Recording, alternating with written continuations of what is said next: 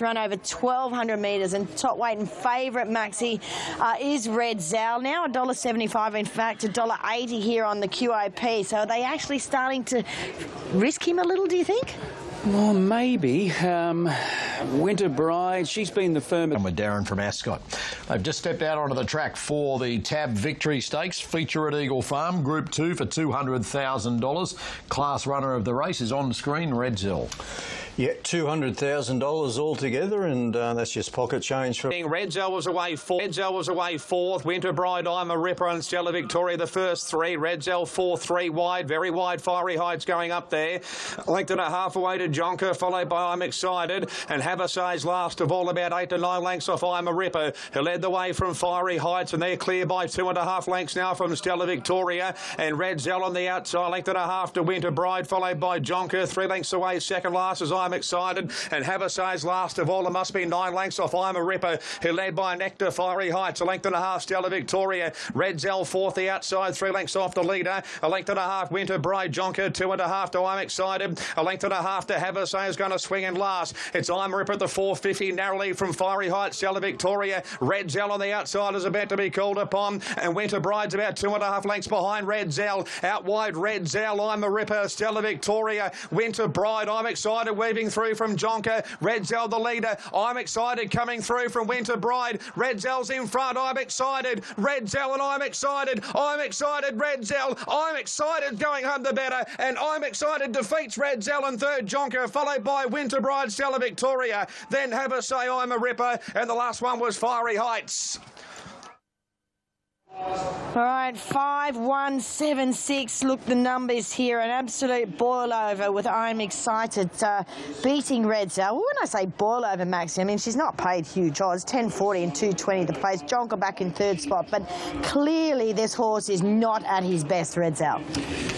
No, I thought she had every chance. She's up a grade here today, and she's been far too good. In fact, Winter Bride finished ahead of her. No show from Winter Bride today. Here at Ascot. 8th event at the Gold Coast, feature for $500,000, the Hollandale Stakes, as I said, now on a heavy 10. Let's have a look at what's happening in QOP. And the answer is not a stack. Canedna, 480 into 460, back to 480. Mr. Seawolf, 480 to 550. One that Brass is tipping, Life Less Ordinary, $7 into $6. And then Lover Lover. And Consensus away brilliantly. Lover Lover, Mask of Time, Canedna all handy with Siska, Mr. Seawolf going forward. Likewise, Hallelujah Boy, Life Less Ordinary, Tally, Red Elto, Young Star, My Nordic Hero, and Fit for Purpose last early, about 7 lengths off the leader. So out wide here, Hallelujah Boy strides up on the outside of Consensus, the first couple. Miss Siska's a length and a half away third. Fourth, the outside, 50 inside Canedna, half a length further back to Mr. Seawolf, a length and a half to Tally, Lover Lover, Life Less Ordinary, followed there by Young Star, Red Elto, My Nordic Hero, and Fit for Purpose last of all at the 550. Hallelujah Boy strides up on the outside of Consensus, a length and a half to Mask of Time. Next the outside, Miss Siska, followed by Mr. Seawolf. Next over on the inside there is Canedna, followed by Life Less Ordinary, Tally, and Lover Lover is the next one. Hallelujah Boy outside Consensus, the first couple at the 350. A length and a half to Mr. Seawolf down the outside. Likewise, Life Less Ordinary. Miss Siska is the next one, but Hallelujah Boy the leader. On the outside now coming is Mr. Seawolf, and also Life Less Ordinary. Life Less Ordinary, Mr. Seawolf. Life Less Ordinary dashed up, went to the lead, and Life Less Ordinary races clear. Wins the Hollandale, 2.5 lengths to Mr. Seawolf and Hallelujah Boy. Consensus, Young Star, Tally, Canedna, Miss Siska, Lover Lover, Mask of Time, My Nordic Hero, Fit for Purpose, and Red Alto, the last one to greet the judge. And Life Less Ordinary takes out the Hollandale Stakes. What a beautiful ride that was by Jason Collett. You could just see him looming at the top of the straight, Maxi. Yeah, and he was heavily back late too, into $5. As high as $7 was bet a little while ago. And sort of filly, she just oozes class, and she's got the talent to match. Shooting for 3 on the trot and powered up to score at Caulfield last time out. Have to put her on top. Our numbers in total for that will make, I better click on the right race, we've got 3, 7, 9 and 14. So hardest to beat the 7 for me, Geary.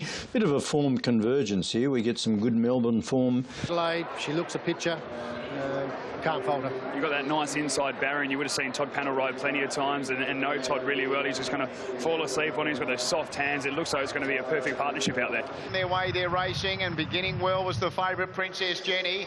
Amangiri on its inside was showing pace, so also Aristia with Moret, and Zalade's not far away with Maracaibo. See What She Brings was deeper.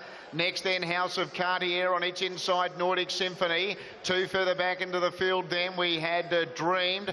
Back with it then as they work up the back, Arctic Shock, then Shawnee. Back fourth last was Sizzle Me. Behind it, meter mark, led the way by 3/4 Moret second. 2.5 Maracaibo third. Aristia was fourth. Behind it, See What She Brings, then Princess Jenny. Zalade outside of it. Two further back then, two House of Cartier. On its inside, Nordic Symphony.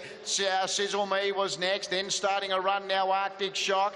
Shawnee's back on the inside in a lot of traffic. Quafila was with it. And then further back, the Zargos Dreamed. And last of all, as they turn for home, Collectible. So they're turning now in the Group 1 Oaks. And the leader here, Amangiri, joined on the outside now by Moret as they swing into the home straight. So Moret ran to the lead here. Going back to the inside, Shawnee with Collectible. Aristia, House of Cartier runs on and getting through. Princess Jenny now. Princess Jenny for Oliver. House of Cartier out wider. Still there was Moret. It's Princess Jenny. House of Cartier. Quafila late, but Princess Jenny. Oliver with a beauty, and he wins his fourth Oaks here in Adelaide. House of Cartier prominent for second with Moret and Quafila. Nordic Symphony ran on late. Behind those then Shawnee, then Aristia, Amangiri, Zalade. Further back in the field was Collectible. Back with it would have been Zargos, then Arctic Shock, See What She Brings. Well backed was Dreamed with Sizzle Me and Maracaibo. Take a bow, Damien Oliver. That's his fourth Australasian Oaks win. 91, 99, 2002. Needed a gem of a ride and got one. The Iceman. He was always in a funny little spot. He was behind some horses that were triple figures. He looked to have a bit of horse, but they were starting to make 3 and 4 wide trails around him. He had to just back himself in, and didn't he ride that absolutely perfectly? He got through at the right time, peaked at the 50-metre mark, but gee, that was a good ride. 116th Group 1 for Damien Oliver. First for David Brightoak. Absolutely, and he'll be very happy to get that for him, but you marvel at just how long he's been at the top of the... Yeah, they went quick through that, Amangiri and Moret, and it stuck on really well. Let's get down to Adam McGrath. Alex, you were standing up there watching it with... Looking at that replay, Damien Oliver on the second horse, Secret Agenda, the second mare, that she might get the same run that Sprite might get here, just out wide and looking to finish off. OK, let's get to Maddie Campbell. Maddie, how's the market shaping up?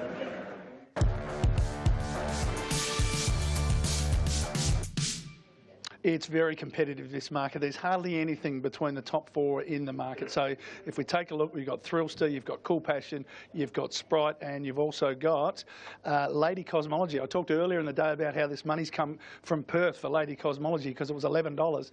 And now have a look, 5, 5, 6 and 6. Nothing between the top 4. And Jana... Gates now, they're ready to run. Most open race. Stand by for a start here. There goes the light now, they're racing. I'll Have a Bit was slow to leave the gates. On the other hand, Lady Cosmology was out fast with Thrillster. Everyday Lady was away well with Cool Passion, and also Princess of Queens. Bella Martini not far away. Then Mamselle Tess. Next then, as they settled down, getting up on the inside was I'll Have a Bit. Ella Kazoom was in that group of runners from Micah Lil. Further back in the field then to Anjana, it's outside. Then Sprite, she's second last. And Divine Quality last of all. Cool Passion in front. Thrillster second, Lady Cosmology third, Bella Martini fourth, then Princess of Queens. Everyday Lady was next. I'll Have a Bits on the inside there of Ella Kazoom as they prepare to turn for home now. Deeper out on the track, Mamselle Test, then Anjana, Micah Lil, Sprite second last, turning for home, Divine Quality last, Cool Passion led, tried to kick here, led from Thrillster, Bella Martini, Lady Cosmology, Everyday Lady running a race. Sprite's hooked out very wide, but Cool Passion in front from Everyday Lady. Then Bella Martini, Sprite out wide. It's in front here, trying to hang on. Cool Passion, Sprite swamping it. Oliver gets the double. The Group 1 double to Ollie. Sprite, and she deserved that. She mowed down Cool Passion late. Bella Martini third, then Everyday Lady. What a race it ran. Anjana. Next, I'll Have a Bit. Behind those then we had Micah Lil. Back with it then would have been Lady Cosmology. Further back, Mamselle Tess, Ellie Kazoom, Divine Quality and Thrillster. I don't know who they're going to build a statue of, Damien Oliver or James Jordan. Group 1, 117, and if my numbers are right, Gary Fraser, Group 1, win number 4. He deserved that with Sprite. She's got acceleration that she gave the speed, probably 9 lengths turning, and she's won by over a length. Even at the 200-metre mark, you thought, oh, she might be in a finish somewhere, but doesn't look like she can win. She's just absolutely got a rocket up her when she goes, and that was an amazing performance. Cool Passion was brave. Yeah, well, Sprite there, a Group 1 win for Gary Fraser, his first since 1999. And I'm astounded that the Tommy hasn't been running around the studio here putting up Sprite posters. Tommy White, one of the producers here at Sky, his family involved in the ownership, and, well, as the caller said, a deserved Group 1 win. No, I love her. She just is so reliable and gives her all. Obviously, she's a back marker who needs luck, and she does need relatively dry tracks, but she just has a go. She's got an electrifying turn of speed, and I love that moment for her yesterday. She'd been round the mark in all those good races, and she's finally got the big one on the board. This wasn't an afterthought either. I spoke to Gary at the start of this preparation, of her preparation at Rosehill, and he told her he was sending her down to Melbourne to run in those Group 1s in Melbourne, and he said her ultimate aim is the Sangster. Incredible. And he's been able to pull it off. And I remember the words, that was where he said, you know, I run her in Group 1s along the way, but that's my ultimate aim. You see some horses travel better than others. Boy, she's been up and down the highway, across the... But it's all been planned. It's not as if he's done it at a whim. Just love a trip away. And he brings her home. You know, he doesn't leave her because she doesn't do well once she away from home. She just likes going backwards and forwards on that float. And she is so gross as well. So she'd probably be almost like having a gallop on when she's travelling, because she's just, you know, working off a little bit of her excess, because she's gone all the way through. She'd run 3rd in the Moir, 2nd in the William Reid, and she'd won the Tab Classic, which is the Sangster. And I know 12 months ago, Ronnie, she got you out of trouble the last race at Doomben one day. You don't forget them horses. No, you don't. He's into $2.90, Mr. Quickie, so certainly from a point of view, that's a pretty short price. One stage we were looking around the $4 mark, but certainly continues to shorten up. Outside of Mr. Quickie, we've got Chapata now into $5.50. Ridgewood Drive is out to $7. Declaration of Heart is at $7.50. That's gone out a bit. Secret Blaze to $11. Kafila's at $14. It's been around that sort of $13, $14 for a fair while now. Star Missile sort of going out to $19. The 200-metre mark for the Tab South Australian Derby. They're racing, and Mr. Quickie, the favourite, began only fairly. Might even have got a bit of a squeeze after the start. The filly Quafila's going forward. She's going to be in front at the judge the first time. Leads from Savvy Yoke, Manzala, and going up deeper, Gay Sun. Zesto was next around Chapata and Secret Blaze, then Mangione. Declaration of Heart was next from Ridgewood Drive. Star Missile, it's inside, then Star Status, Zooey's Comet.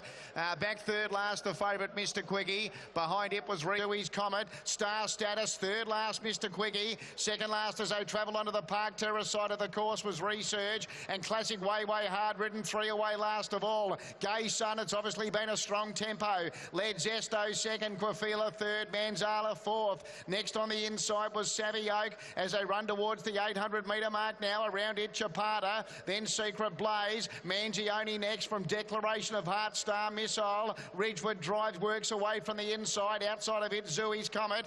Still well back, Mr. Quickie with Star Status. Then Resurge and Classic Way last. They're running towards the turn. Gay Sun led. The filly Quafila goes up to nearly join it. In 3rd spot, Savvy Oak, then Chapata. Next, Manzala dropping out, passed by Mangione, and deeper out, Secret Blaze. Mr. Quickie still only got about 5 behind him as they turn in the Tab South Australian Derby, and it's the lone filly first into the home straight. Quafila led the way from Savvy Oak, Chapata, then Secret Blaze. The filly's going well here. Quafila led from Savvy Oak, Chapata. Mr. Quickie's running on when it's all over, but the bird's flown, and the bird is Quafila. The filly's going to win the Derby. Quafila first. 2nd goes to Savvy Oak. Mr. Quickie 3rd. Chapata 4th.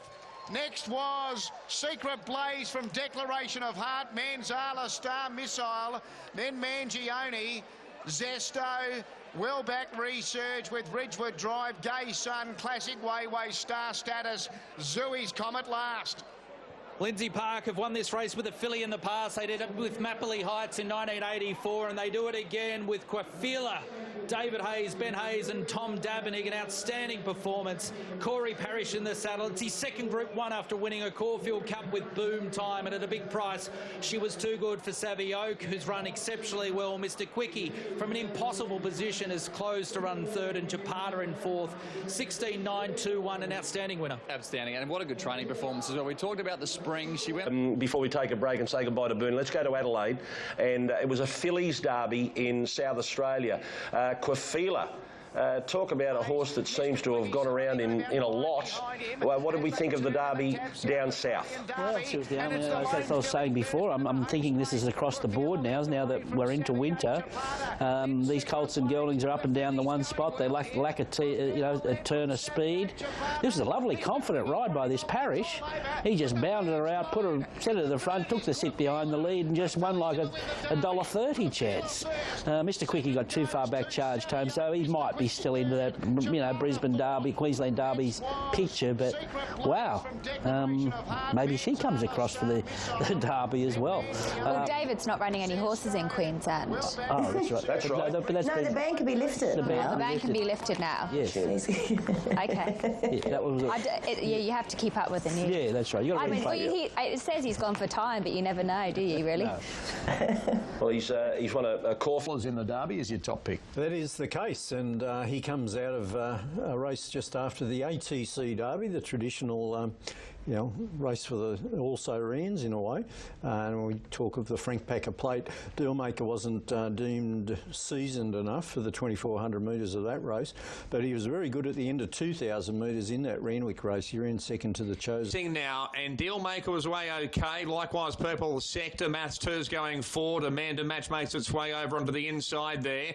The Golden Hind is very wide. Borazon's even deeper. Partnership and Trusty Lad drifting back. So just in front out wide is Mass 2 from the Golden Hind. Handy is Purple Sector.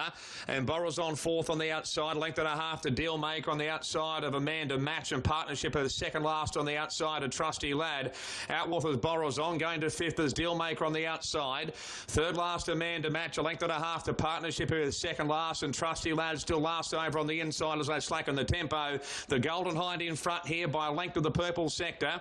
A length and a half to Borazon over on the inside. Dealmaker taking off. The rider there, McDonald, wasn't happy with his speed and slips up on the outside. 3 wide up into the second. Might even press on and go to the lead here. Mass 2's on the outside, back fifth. A length and a half away to Partnership on the outside of Amanda Match. And Trusty Lad is last of all. In fact, the Golden Hind kicked up and held out Dealmaker for the lead. A length and a half away third, Purple Sector. Borazon's over on the inside. Partnership creeping forward very wide. Likewise, Trusty Lad shuffled back as Mass 2. And Amanda Match is over on the inside. The Golden Hind joined by Dealmaker. In turn, slipping up as Purple Sector, followed there by Amanda Match. Borazon's over on the inside from Trusty Lad, but Purple Sector's hit the front. Dealmaker trying to rally back. Amanda Match is down the outside. Purple Sector is the leader from Dealmaker and Amanda Match. Purple Sector's in front, running to second as Amanda Match, but Purple Sector's in front from Amanda Match and Dealmaker, and Purple Sector has won by 2 lengths Amanda Match and Dealmaker. It's a photo for Borazon and Trusty Lad, followed by Partnership, the Golden Hind, and Mass 2 dropped out to finish at the back of the field. Well, I think Blake Shin was just giggling all the way there from start to finish. James McDonald made that move before they got to the 800 on Dealmaker, went up outside the leader, and then Blake Shin's grin got bigger and he just towed them up there. Never been... Purple Sector, that's his grand final. He'll go for a spell now, and the most interesting part of the race, hopefully we'll go back to in a moment, but it was the mid-race move before the 800 where James McDonald and Dealmaker took off, went up and sat outside the leader, and Blake Shin, who was laughing to himself all the way, his grin just got bigger when Dealmaker went around and sat outside the leader. Yeah, he did, and I think the fact that Dealmaker sort of tried to back that speed off again with the leader, so it meant that he had to make 2 runs on that horse. Obviously, they'd met 3 times, I think, prior to this, and Dealmaker had always come off best, but there's no doubt that Purple Sector had the best run in the race and was duly the winner there yesterday. Yeah, Duff, you can be a genius if it comes off. You know, working around and putting a bit of pace into the race, and sometimes it doesn't come off. It didn't come off, but surely punters have still had enough of him now. Dealmaker, he was very short price favourite there yesterday. The facts are that he's still only won 1 race, and I'm not criticising this move at all. Look, they're going 3/4 pace here. It's not as if he's hunting him around the field. He just ambles up outside the lead there, and that's hardly an excuse for this horse. You know, look, he's honest, but he just doesn't win enough for me. The winner's threatened to do something like this. He's after a good first up run. His form was very patchy, but he just found a beautiful race for himself yesterday. Man to match had every hope there. Look, I'm doubting these colts, these staying colts and geldings. I really am. If there's half a decent filly in this race, just let me on. And maybe it could be a Scarlet Dream or something like that of Mark Newnham's, but these colts are up and down, these boys are up and down the one spot. I was surprised to see Purple Sector run out a strong 2,000 metres. I suppose he's a fit horse now, but I know that a couple of times he was tried over the 2,000. I know in the Randwick Guineas he got knocked over the fence, and then he hit a wet track in the Rosehill Guineas, so I suppose he had excuses on both those occasions, but he's certainly not the strongest form going into that race, and he won with a leg in the air. He just found the perfect race for In the Newmarket, the TJ in the all-age, he's got superior 1,200 metre form here, and let's face it, he's totally deserving of a Group 1 here in Brisbane, and those blinkers go on telling us that maybe they want to be a little bit closer to Nature Strip in the run today. Well, he's the finisher, and he is the leader. Nature Strip, James McDonald and Chris Waller, and he's put the earmuffs on Nature Strip today. Yeah, first time I've seen this horse in the flesh, actually, and he's actually much taller than I anticipated, so I love what I see of him. You know, he's the fastest horse probably in the country, over 1,000 and 1,100. Has got one win on the board over the trip, but I guess if there's a query, it's that last 50 metres. Well, another speedy horse this morning. Still 6.5 times the amount of money today on Osborne Bulls than there is on Nature Strip. Nature Strip's at 230. Osborne Bulls, well, he's at 280. He got into as short as 260. He's back to 280 now. Well, it's Outback Barbie. White Moss, still firm, off a peak of 21, is 18. Tactical Advantage is 23. Easy Eddie out to 34. Manuel out to 34. Then you got Dollar for Dollar, the Bostonian, 51. I'm a Ripper, 81. Racing in the 10,000, White Moss and I'm a Ripper both began quickly. Dollar for Dollar's up to third, fourth, Easy Eddie, fifth. The inside is the Bostonian. Nature Strip has missed the start. He's a long way back out, very wide. He goes up to about 6th place in now, passing Outback Barbie, Champagne Cuddles. Followed there by Man Booker, Tactical Advantage. Manuel on the outside of Have a Say. Osborne Bulls is last of all. It must be 9 to 10 lengths off I'm a Ripper, who's in front from Dollar for Dollar. Nature Strip out 3 wide strides up into third. Fourth is White Moss, and fifth the outside is Easy Eddie, followed by the Bostonian. Next one there is Champagne Cuddles, followed by Outback Barbie, Tactical Advantage, Man Booker, Have a Say. A long way back is Manuel between runners, and 3 wide last of all is Osborne Bulls at the 400 metres marker. I'm a Ripper, Dollar for Dollar. Nature Strip on the outside. White Moss looking for the way clear. Likewise Outback Barbie and Champagne Cuddles down the outside. Osborne Bulls is the widest, but still 5 lengths off them. Dollar for Dollar just in front from Nature Strip, the Bostonian. Down the outside, Osborne Bulls just in front is Dollar for Dollar. The inside, the Bostonian. Driving through the Bostonian. The Bostonian's won the 10,000 from Osborne Bulls, who's flashed home the run second. Third, Dollar for Dollar, followed by Nature Strip, Outback Barbie. Then White Moss, followed by Have a Say, Champagne Cuddles, Man Booker, I'm a Ripper, Tactical Advantage, Manuel, and Easy Eddie was the last one. The Bostonian, the Kiwi, has taken the 10,000. The Kiwi, who loves Queensland, has got up by a head on the line from Osborne Bulls, who's come from last. Dollar for Dollar's going to run third, and Nature Strip is going to run fourth, which is where he sat for most of the race after being slowly away. The Bostonian, Tony Pike, who is no stranger to winning Group 1s here in the Sunshine State, and Michael Carl has guided him right along the fence to be too good. Osmond Bulls, he was winding up, but he had to come from too far back. Here's the winning rider, Michael Carl. It's good for Michael Carl, the boss. Here last year, he was a star, and he just weaved a beautiful path there, cutting back to the inside. OK, more on the 10,000 when we return. Sent out favourite. Osborne Bulls was threatening to run favourite at various stages of the day, but Nature Strip ran favourite out of Osborne Bulls. And Bernie, we had the situation where everyone expected Nature Strip to be in front, Osborne Bulls to be back in the ruck, and it was going to be a two-horse race. Osborne Bulls chasing down Nature Strip. It didn't start like that. It certainly didn't. I mean, there are three horses slow out of the barriers: Nature Strip, Osmond Bulls himself, and indeed Outback Barbie, which we'll get to shortly. But yeah, obviously Nature Strip had those earmuffs on, and according to James McDonald, just wasn't as aggressive sort of into stride. So he got planted 3D, which is obviously a disaster in a Group 1 weight for age race. And well, we're going to see the whole race now. Keep your eye on that. Outside, Osborne Bulls is the widest, but still 5 lengths off them. Dollar for dollar, just in front from Nature Strip, the Bostonian. Down the outside, Osborne Bulls, just in front is Dollar for dollar. The inside, the Bostonian, driving through the Bostonian. The Bostonian's won the 10,000 from Osborne Bulls, who's flashed home the run second. Third, Dollar for dollar. OK, Michael Carl, he wins the Doomben 10,000 again, 18 years after his first on Falvelon in 2001. Plenty to get through. First of all, the winner Bostonian, Michael Carl. We'll see this interference in a moment. There were 3 horses going for a run. Michael Carl got it. he did. He's probably on the biggest and strongest horse of the 3 as well. The other 2 were White Moss to his inside, and then Outback Barbie back on the fence. And obviously Barbie was tracking up pretty keenly, and Jeff Lloyd got a suspension out of that as well. But 3 going into 1 just doesn't work. Fortunately, I think for the fronts, his first up record, he's now 5 from 5, and in Queensland he's unbeaten. He's 4 from 4. He's won his 3rd feature race. He won the Daybreak Lover, he won the Sunshine Coast Guineas, and now he's won the Doomben 10,000. So he loves Queensland. He loves first up.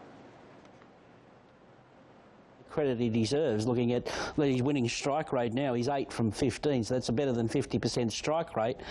Where old mate Osmond Bulls now, well, what do we say about him? He's had 5 runs this preparation at the top level, and he's run 5 Group 1 seconds. You know, in last prep we know he was placed in an Everest.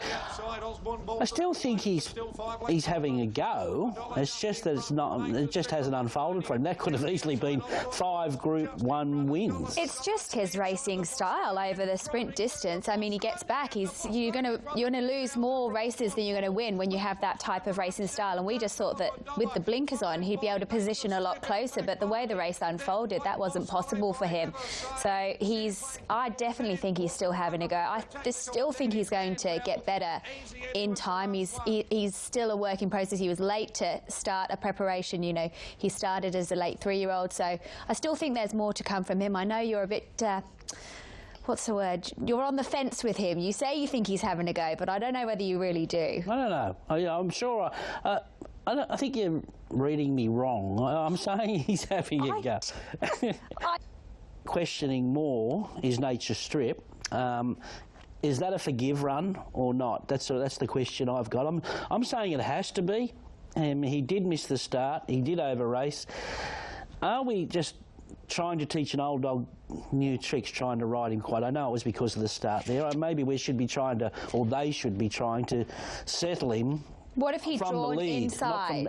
What if he'd drawn inside with those earmuffs on and he jumped quick enough not to cross them, but to put himself in the race? Yeah, look, I don't know. But the question, everyone had the question going into that race, 1,200 metres. Does he finish it right off? Well, it seems like he ran 1,300 metres there. So I think we've got to have another look at him to judge him. So dollar for dollar was good, wasn't he? Nature Strip. Now, White Moss, you can't miss her. Outback Barbie, Jeff Lloyd in the green sleeves, and the Bostonian who goes for that run. Stewards deemed that it was Jeff Lloyd's fault on Outback Barbie coming out. I'm a Ripper rolled back in. He had to come around the heels of that horse. And the Bostonian at the same time was going for the same run, and White Moss gets shut right out. Now watch Outback Barbie on the fence, comes around the heels of I'm a Ripper. The horse turns its head. Yeah. Bostonian and Outback Barbie both go for the same run, White Moss gets spat out the back. You can't begrudge Jeff Lloyd going for that run. One coming up in a couple of weeks when we get to Eagle Farm, and Osmond Bulls is there. Zoo Style, what's he doing? He's just smoking his pipe in the stall at the moment. Yeah, well, unfortunately he had to be scratched the other day, but I think he'll step out next week in the BRC Sprint. No, he's going around the 3-year-old race, sorry, okay. next Saturday. Stradbroke market, look, the weights come out after the Kingsford Smith. Yeah. So... that's chapter and... There we go. So Osmond Bulls, they're put up as doubtful. Yep. And that is correct. Zoo Style is then the favourite. Chapter and verse, $15. He'll go round probably over at Eagle Farm. He'll stay at Eagle Farm, won't he? I think he'll go the BRC. Live in the pick 7. Did get as low as $6, but it's just out to 7 because Sprite got out to $4. Now, all of a sudden, as we get close, Sprite's come right in now. So Sprite's into $3.20. Some of the bigger punters decided they will take that price and will play. $6 for Iconoclasm is your second favourite now, over the top of Cool Passion. Valor Road at $9.50. Booker out to $11. I Am Someone out to $13, $20 the rest of the field. It's just about Sprite, even though Iconoclasm won the Goodwood, and we're racing for $750,000. Sprite is chasing back-to-back Group 1 wins. Yeah, well, here's another barnstormer. Hopefully we can get her home. Sprite, we've got her on top, 2-7. Now, racing in the Goodwood, and I Am Someone began well with Valor Road, and Guitra was away well. Dispatch is going through in search of the lead. So it's Dispatch, Valor Road, I Am Someone. Cool Passion's there. Jamaican Rain deeper. Hard Empire was in that lead bunch of runners as well with Malibu Style. Then Guitra. Next Behemoth on the inside from Innkeeper. Around it then was Casino Wizard. Steel Frost likewise. Then Zalmona. Next then back third last Iconoclasm. He's gone up on the inside with Sprite Ollie, and Booker was last of all. In front Dispatch led Valor Road second. Jamaican Road was third, and fourth was Cool Passion. Then Hard Empire, Guitra. I Am Someone, Malibu Style, Behemoth the inside from Innkeeper. Then Zalmona, Still Frost, Sprite. He's saving ground through on the inside from Casino Wizard. Iconoclasm still well back with Booker. The front runner Dispatch led Valor Road. Cool Passion. Sprite's getting right up near the inside. Jamaican Rain deeper with Hard Empire. The leader still Dispatch. Sprite was late on the inside, but Dispatch in front. Behemoth flying. Dispatch in front. Dispatch wins the Goodwood. Just lasted for McAvoy. Wins narrowly from Behemoth, a massive run. Thirds between Sprite and Hard Empire. Then Cool Passion, Valor Road, Innkeeper, Casino Wizard, I Am Someone, Iconoclasm, Booker, Malibu Style, Jamaican Rain, Still Frost, Guitra, and Zalmona. Dispatch wins for Tony McAvoy. Todd Pinnell, they take out the Goodwood at a big price, $21 official, $21.50 and $5.50 on the tote. Defeating Behemoth, the 3-year-old who's charged late after being slow to begin. Booker, the Oakley Plate winners, run a ripping race for third, and Hard Empire at any old price in fourth. 3, 16, 1 and 4. And I think Tony McAvoy is going to be very, very happy, James. He certainly. And let's go to the Goodwood. Great moment for Tony McAvoy, a proud South Aussie, winning their feature race, the Goodwood. Behemoth runs second, and Sprite third in the Group 1 sprint. Yeah, look, Dispatch has done a terrific job here. He's, what is he, 4 straight this preparation. He's gone from strength to strength. And good to see Todd Pinnell. He's a good South Australian boy. I think he was apprenticed to John Hawkes. He's got his elusive Group 1 here at home in a big one, you know, $750,000 race, and he gets the job done. In saying that, whoa, I should have won this, Behemoth. Just wrong blinkers at the wrong time. Was in front of Sprite, then left the fence. I can understand that. And then gets held up again. And I'd have to say, with even luck, Behemoth wins this race. Sprite was good.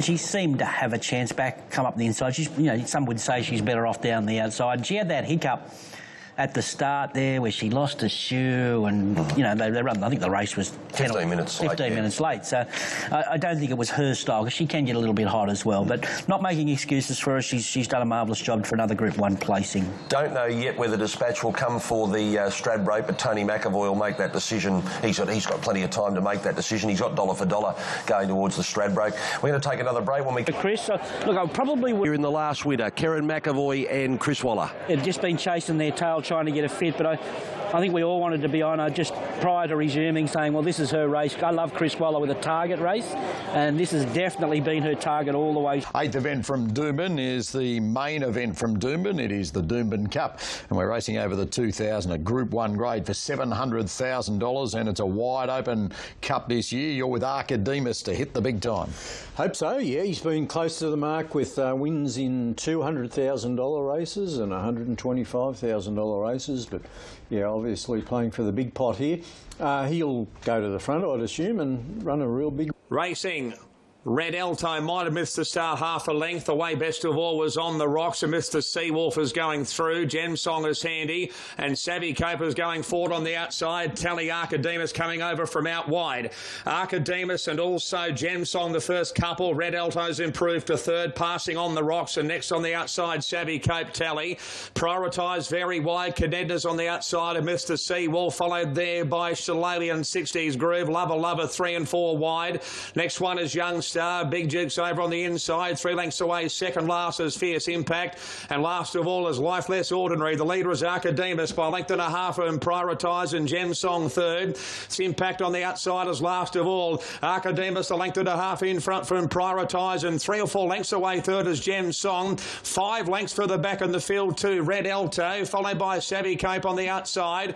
Tally is the next one, followed there by On the Rocks and Cadedna. A length and a half to Mr. Seawolf. Over on the inside of 60s Groove, creeping forward, Lover. Next the inside, Shillelagh, Young Stars on the outside, followed by Fierce Impact, Big Duke, and Life Less Ordinary. Archidemus has seemingly run this at a genuine tempo, led by 3 lengths now from Prioritise. Tally, Lover, very wide, followed by Gem Song. Next one, Red Alto, followed there by, back behind those horses, Savvy Cope. Archidemus at the 300 metres marker. Quickly on the outside, Gem Song's out after it. Weaving through is Cadedna, and also Lover down the outside with Tally. Archidemus, Cadedna, Gem Song, Life Less Ordinary. Cadedna's in front from Life Less Ordinary. Cadedna's in front. Cadedna's won the cup from Life Less Ordinary, and 60s Groove out wide. Followed by Gem Song, Shillelagh, Lover, Tally, Red Alto, Archidemus. Next time, Mr. Seawolf, Young Star, Big Duke, Fierce Impact, Savvy Cope, On the Rocks, and Prioritise was last. Cadedna has won its second Group 1 in 3 starts. The winner of the Queen of the Turf at Randwick at the Championships has backed it up with a Doomben Cup win. Second is Life Less Ordinary. They got right up on the inside, that pair. 60s Groove down the outside in third. Gem Song in fourth. Cadedna wins the Doomben Cup. Wow, a beautiful ride. Johnny Allen, the big-time performer, Kieran Maher and David Eustace. They're just getting the results, getting their horses right on the right day, and she's a ripper, this mare. Life Less Ordinary just can't crack it. Jason Collett for his first Group 1. He was brave, the 3-year-old, chasing that unexpected, very hot speed Gem Song. There's Cadedna back to the rails, and Life Less Ordinary weaving a... So Cadedna for Johnny Allen, Kieran Maher and David Eustace. They won the Coolmore Legacy, and now they've won the Doomben Cup. Johnny Allen got suspended. Pretty severe interference too, caused a Savvy Cope in the straight. Yeah, he ducked back in there when he shouldn't have. He got desperate stage of the race there, and Savvy Cope was dropping off, but not dropping off quickly enough. So she was cut in half. But does that mean anything in... Not in Queensland, no, because Johnny Allen can just continue to ride through the carnival. He'll just he'll put in an internal review, and that'll drag on until the end of the carnival. I think there were four jockeys suspended yesterday, but it's not a point to dwell on when we're looking forward to their rides upcoming. Here's Cadedna going back there. This is where the interference happens, and Savvy Cope, head goes up in the air and back to the inside and drives through. Yeah, she's one tough mare, isn't she? I think she's obviously at the top of the game here. Beautiful ride. Look, Life Less Ordinary was great. He comes off the wet track and goes back to the dry here and dives through there late. He was quite solid. 60s Groove put in a beautiful, I would suggest, Brisbane Cup trial. He's only second up here, so at least there's upside with him.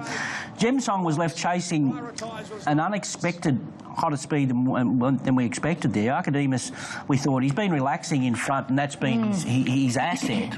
But yesterday he had a real bee in his bonnet. He wanted to rear up and not go on the track, and then he bound out of the barrier, and a horse eyeballed him, and he just took off. He did. I mean, we saw that going. Every contest. I must say, I thought Lover's run was fantastic. Yep. She drew the outside.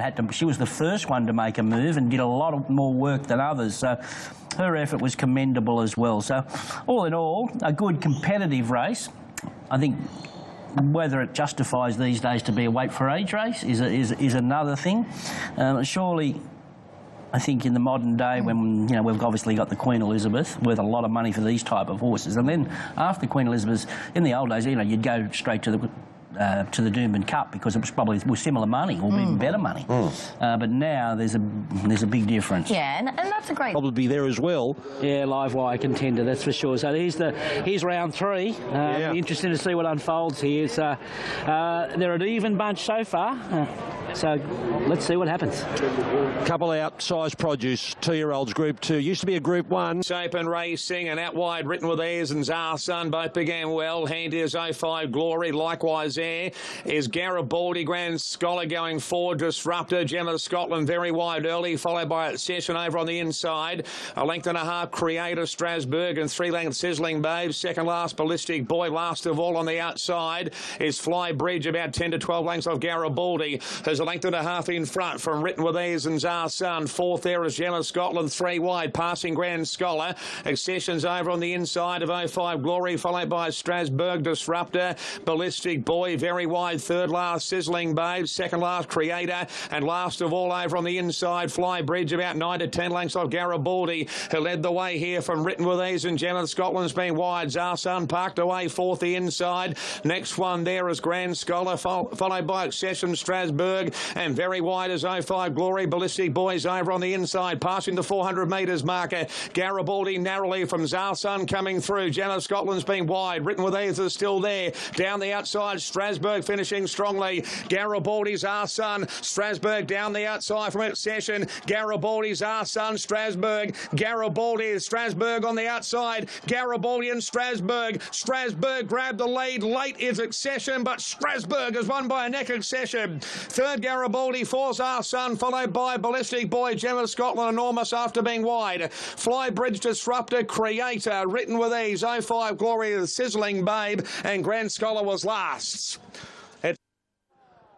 Strasbourg gets the money here. Tommy Berry and Peter and Paul Snowden. Want to take you back to the home turn when we get a chance, because Tommy just took all bad luck out of the equation there. He was in on the fence, and before they straightened up, he was 5 deep and into the clear, and he had one horse to chase down. Here he is. He's getting off the fence here. Accession stays on the rails, and by the time they come around the home turn, Duffy gone from the rails to 5 or 4 wide and out after Garibaldi, and Accession trying to get into the clear there. Gemma Scotland just bumps with Gemma Scotland, gets shoved back in. Strasbourg's off out after the leader Garibaldi, and away he goes. Yes, that's smart. I know it's easy after race, but that's a smart ride.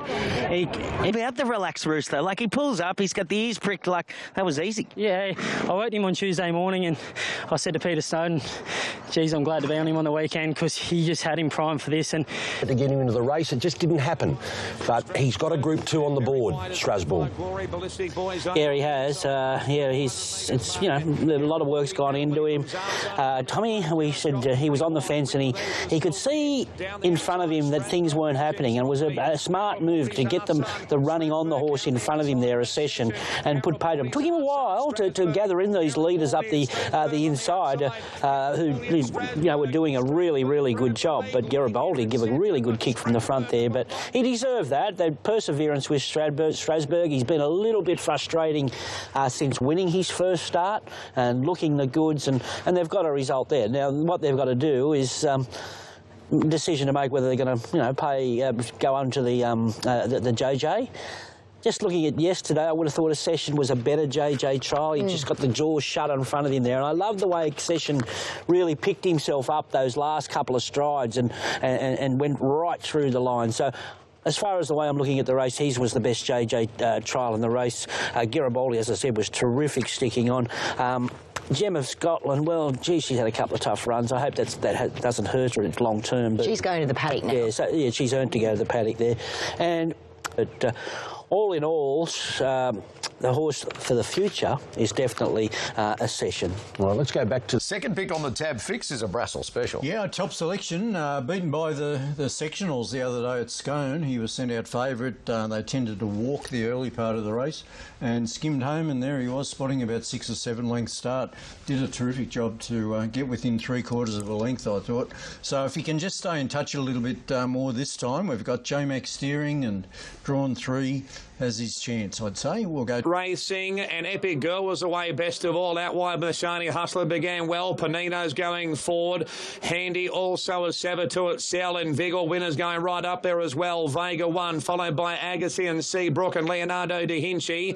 A length and a half Military Zone. Baccarat Baby, Crafty Spirit, Zutori, Senior Fox, Crone, Ocean Waves, and last of all is Pohu Takawa. Saboteur Excel's just in front as they negotiate the first turn and head down the side here. Mashani Hustlers on the outside of it, length and a half away third. Panino, followed by Vega 1, 3 wide going forward. Vigor Winner, followed next there by Agassi, Epic Girl, followed by Leonardo da Vinci. Next one, Seabrook, followed by Crafty Spirit, Baccarat Baby. Next one's Military Zone, very wide Senior Fox. Ocean Waves over on the inside of Zutori, Pohu Takawa, and Krona's last of all. Vega 1's a leader by a length and a half now from Mashani Hustler. Saboteur Excel back to third and fourth. Vigor Winner, Leonardo da Vinci down the outside, and Seabrook is the next one. Vega 1's a length and a half in front. Vigor Winner on the outside. Here's Military Zone and Baccarat Baby down the outside. Military Zone, Baccarat Baby, Vega 1. Military Zone's hit the lead from Baccarat Baby. Late as Crone. Military Zone's in front from Baccarat Baby. Late Crone, but Military Zone's won the last from a photo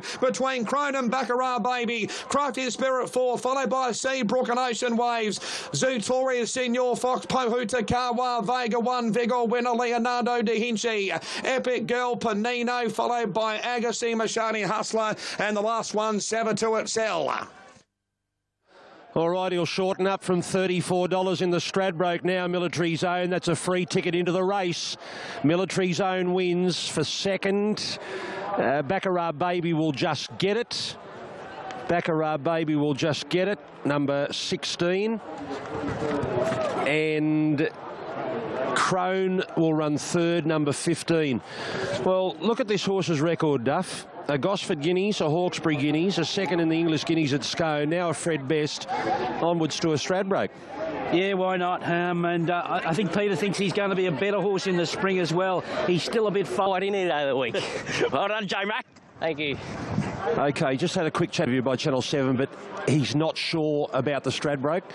Obviously have a good think about it, but he couldn't give a guarantee that that horse would go to the Stradbroke, so we'll have to... Race offered exemption from ballot for the Stradbroke, but the Snowdens up in the air whether they would push on to the Stradbroke with Military Zone, and we'll explain that more when we hear from Peter in a moment. Yeah, well, here's one that, although he did start off on the inside, he did similar to Peter's Strasbourg early in the day. He got to the outside with momentum here. And they really did go hard in this race. They all wanted to be up there in close, but he just simply, it was too good for him. He's got a very good future, this horse. He still looks foaly to me, and I've said it all along, and I think Peter thinks the same thing. He could easily be tempted and late nominate him for the Stradbroke, but is it going to be to his detriment in the spring, where, I think, and even next autumn, I think you'll hear Peter talk shortly, and I think he knows he's got a good horse, but he knows he hasn't got him quite there yet, even though this is a strong field, and he beat them well. There's some forgivable runs here for sure. I think he's an improver, Leonardo da Vinci. I thought Seabrook got held up on various stages there. Bahudakar was similar. So a lot of those horses looking for that inside running, just running to those little dead ends by that stage stage of the day because too many people wanted to be there. Yeah, and a lot of horses, you know, I reckon this has been a target race for him all preparation. 2 lovely trials since the Arrowfield, have him right up to the mark, and I think he's going to be stables, been producing the goods in the Group 1s of late. Look, I don't know where he fits in, but all I know is he adds a lot of interest, and no shocking if he... 60 out to 5 is the favourite. Victorium is 7 out to 8.50. Ring-a-ding-ding has admirers. The 3-year-old for the J-Mac and Chris Waller, $12 into $10. There are other to firm. Others are about to go up. Let's get up to Josh Fleming for his call of the Group 1. Endless Drama and White Moss will come. Racing, Trekking, Redouble, Erythea all began well. Encryption's nice and handy with Ring-a-Ding-Ding. Dollar for Dollar going forward. The Bostonian likewise, and White Moss on the outside taking stock of things. Erythea the leader from Dollar for Dollar. The Bostonian, White Moss on the outside. Next one there just in behind those horses. Trekking, Encryption followed by Redouble, and going forward on the outside there Dubious, followed next by Man Booker over on the inside. Next there Victorian, Princess Posh and Prompt Response over on the inside, followed by Ring-a-Ding-Ding. Outback Barbie, third last, I'm Excited, as they swing down the side. Second last is Chapter and Verse on the outside. Endless Dramas last of all, about 9 to 10 lengths of Erythea, who led by 3/4 here too. Dollar for Dollar, wide third. White Moss, a length and a half too. Next there, the Bostonian, Encryption, followed by Dubious on the outside. Trekking's over on the inside, and Victorium down the outside, but still 5 lengths off the leader. Erythea narrowly, the Bostonian's coming through. White Moss on the outside from Dollar for Dollar, and Dubious down the outside. Erythea, the Bostonian. Dubious down the outside. The Bostonians grab the lead away from Erythea. Latest Princess Posh and Trekking, but the Bostonians in front near the line, and the Bostonians won again. Won it by a length on the line from Princess Posh and Trekking, followed by Endless Drama. Erythea, Outback Barbie, Dubious, Victorium. Prompt Response followed by Redouble, Ring-a-Ding-Ding, Man Booker, and Encryption, I'm Excited, White Moss, Chapter and Verse, Dollar for Dollar. Well, he's made it the big double, the 10,000 and the Kingsford Smith Cup, and he may well go on and make it the big treble. The Stradbroker waits for the Bostonian. Princess Posh at any old odds will run second. Trekking will be third, then Erythea, the 2-year-old, brave as could be. He's just behind the place getters, and then Endless Drama, Outback Barbie, Victorium, and then Encryption. Tony Pike is one. On Tuesday was actually outstanding, and look, it's too big a race to turn down, and so we took the opportunity while he was going well. You know, 3 weeks is a long time in racing, and a lot can go wrong. So, yep, no, decided to run him Saturday and got the chocolates, which is great. You were very vocal after that track work too. I feel as though not many people took the leg up. You kept saying, this horse is thriving. I can't sort of keep him under control any longer. Yeah, look, obviously the 10,000, they looked a very strong race with Osborne Bills and Nature Strip in it, and he won that fresh. And when I saw him, when I came back from being home for a week, he just looked outstanding. And obviously that work on Tuesday was fantastic. So, yeah, really going well, the horse. Probably the big picture for you coming over here. What his form through his preparation, when you get him going well, he tends to hold it. Admittedly, in lesser class over here last year, we had a few hiccups early in his preparation, and he ended up having 3 runs in 20 days and won the lot. So, you know, he holds his form well once he's in that sort of form, and obviously going into the Stradbroke third up, we don't need to do much now. It's just a matter of keeping him ticking over. Obviously, that did happen. He just bounced him out, caught them napping, and before they could open their eyes and think what was happening, he was there in the 1-1. There's a moment coming up where there was just a spot there for him. Yep. It's coming up right now. Got that tactical speed, and they just got a bit, doesn't he? You know, they got a bit sleepy, the Godolphin pair there. They come back a horse more than what they should have and handed it to him. Because you had Encryption, obviously kicking up there, and Trekking, kicking up from inside draws. They just handed it. They wanted to be 3 back more so than 2 back. So that's where he won the race, and didn't he travel sweetly from here on in?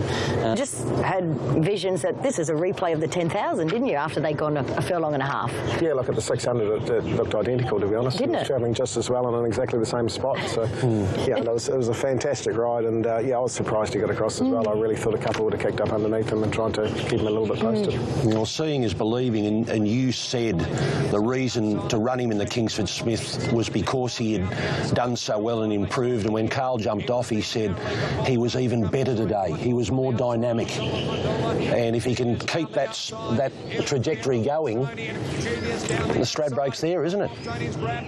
Yeah, you must have been proud of your other horse there, Endless Drama. You know, he was a 80 to 1 chance, and he'd come off a win in New Zealand, and he's really whacked on well there.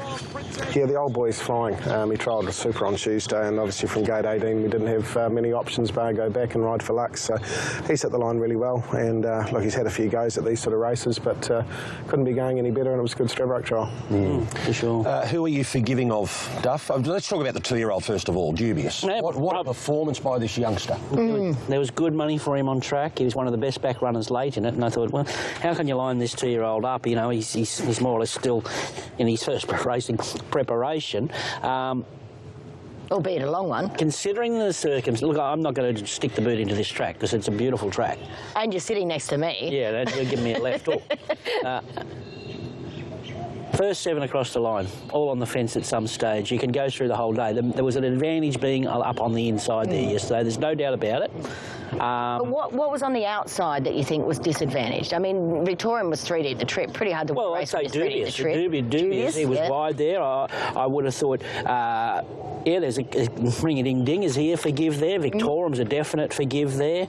And there were other good runs. Yeah, but were they going to be charging on anyway? I mean, Victorian had been 3 deep the trip. Yes, exactly. No, look, I understand. But the facts and figures are, it was advantage up the rail there yesterday.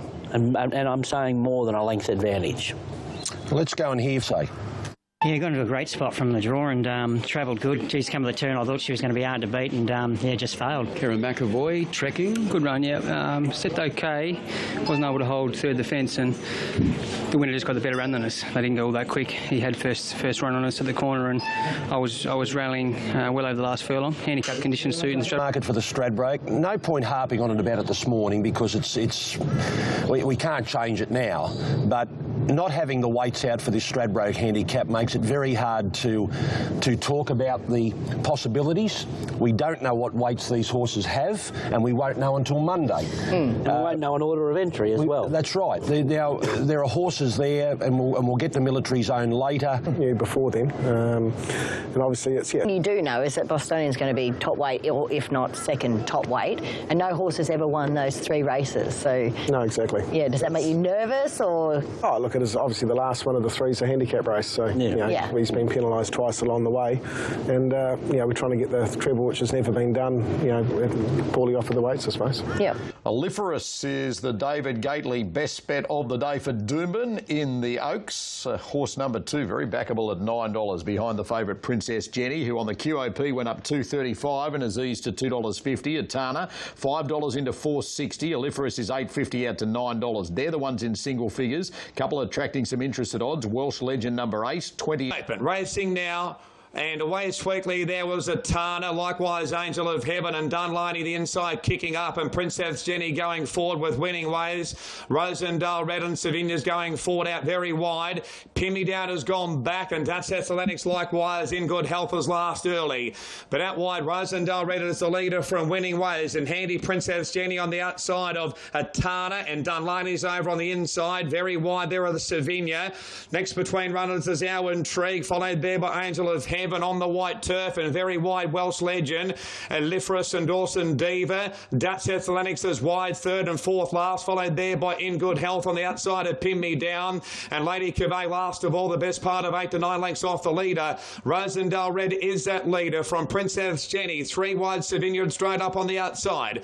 Welsh Legends up to fourth, out 3 wide. Winning way, which is now Savigny by 3/4 to Welsh Legend. Rosendale Red back to third. Princess Jenny's a length and a half away fourth and 3 lengths further back. Winning ways Atana, a length and a half to on the white turf, followed there by the next one, Our Intrigue and Dunlaney. Aliferous followed next over on the outside by Dawson Diva. Next over on the rails there, just in behind those, Angel of Heaven. Very wide, Dutch Athletics, followed by In Good Health. Second last, Pin Me Down. And Lady Cavay still last of all. The leader is still Savigny at the 4.25 from Welsh Legend. Produced on the outside now, Princess Jenny. Likewise, Winning Ways very wide. wide. Next over on the inside there is just in behind those horses, battling away at the 150 as Rosendale Red, but the leader on the outside is Winning Ways. Winning Ways has hit the lead. Welsh Legend trying to go with Winning Ways. Latest Dawson Diva down the outside, and also Lady Cavay. Winning Ways, Dawson Diva, Lady Cavay. Winning Ways in front. Winning Ways. Winning Ways has won the Oaks from either Dawson Diva or Lady Cavay, followed by Angel of Heaven, Princess Jenny, Welsh Legend. Next one, Rosendale Red, followed by Liferous, then Dunlani, followed by In Good Health. Pin Me Down, followed by a Savinia. Then we had back behind those on the white turf, Dutch Ass Lennox, Alwyn Treg and a Tana about the last one. Well, what a story. What a story. Winning Ways wins the Oaks for trainer Gary Newham in those famous colours, the colours made famous by Starcraft, the colours of Paul Macon, who sadly passed away only days ago. Winning Ways gets to the Oaks, and Matt McGilvray. Cheers, fingers crossed. Matty, you came here today. You were a bit edgy this morning, weren't you? When you got to the races, you were like, no interviews. I've got a really good chance later in the day. And the outsiders, Winning Ways. Winning Ways has hit the lead. Welsh Legend trying to go with Winning Ways. Latest Dawson Diva down the outside, and also Lady Cavay. Winning Ways, Dawson Diva, Lady Cavay. Winning Ways in front. Winning Ways. Winning Ways has won the Oaks from either Dawson Diva or Lady Cavay, followed by Angel of Heaven, Princess Jenny, Welsh Legend. Next one, Rosendale. Well, could you have wanted or wished for a better run or a better filly in those circumstances, the way that race panned out? Oh, it just panned out perfect. You know, from there it's up to you. In time, she even looks like she could run 2 miles. She's got a very, very stout pedigree, and she's got the attitude to get better as she gets older, and the pedigree, as I said. Yeah, exactly. And look, what I like about her, she can sustain a long run too. There's obviously the bracelet when I won on her. She actually got flushed out at the 700, 750, and I didn't move on her, but she on a heavy track, like she had to do a lot of work in that ground, and she just relished it and just kept going. So you had confidence when you made your run? Obviously, I think Chris Lees would be going home thinking what could have happened there with Liferous. No luck at any stage there. She got knocked down a few times, and these other filly pulled her head off there along the inside. So lots of excuses there, Angel of Heaven, but you make your own luck in this game, and the winner was just too good on the day. That's a trick. To $4.40. Then double figures for the remainder. Big Duke $26.31, just back into $26. Brass 7 of the 11 come through the Doomben Cup, won by Canedna. Yes, it's just a rerun, really, isn't it? And Canedna are a major chance again. Yeah, I've just gone a little bit different. Pepin racing now. Shillelagh, Sluggish early, and going back as well as Big Duke. Tally, Canedna, and also Lifeless Ordinary, nice and handy. And Samson going forward, and On the Rocks likewise out very wide. So On the Rocks, the leader from Samson, Tally, Canedna, handy Mrs. Madrid, and Lifeless Ordinary's over on the inside. Re-edit very wide. Shillelagh, 60s Groove, followed next there by Stars of Karam, and Big Duke is now last. So Frad was trapped wide on re-edit and presses on with the run, led by a length and a half now from On the Rocks and Mrs. Madrid on the outside. Tally is the next one, Samson the outside. A length and a half to Lifeless Ordinary and Canedna, followed by Stars of Karam being passed by a 60s Groove. Shillelagh wide now second last, and Big Duke is last of all.